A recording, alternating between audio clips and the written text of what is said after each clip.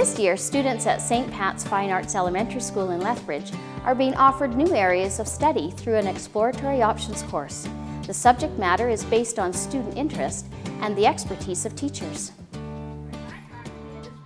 Grade 6 teacher Karen Swart has a passion for video games. I've always been a video gamer.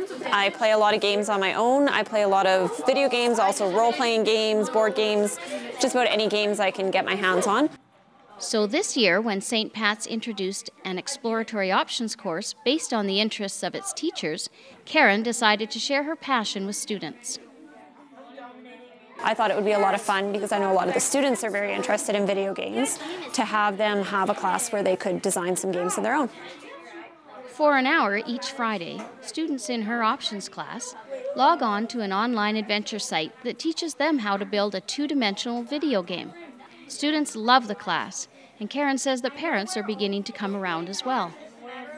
I get questions now and then, why is my child supposed to bring their Nintendo DS to school or something like that?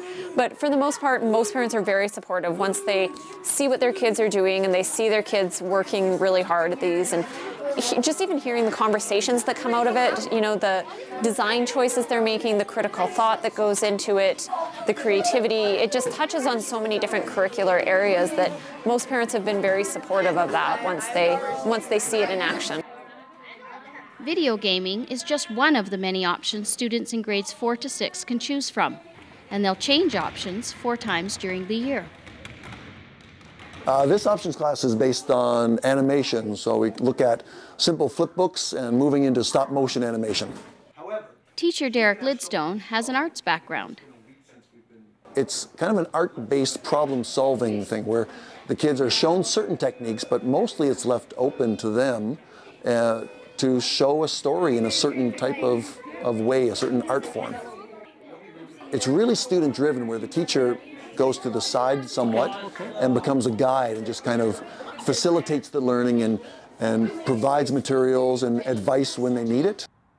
In the past, most of the options at St. Pat's were arts-based.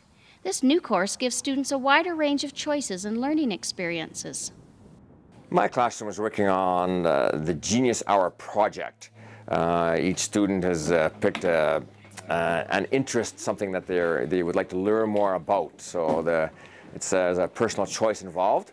And we are working on their skills to research the topic, to organize information, list the references, and make a presentation to the class so we can share the learning.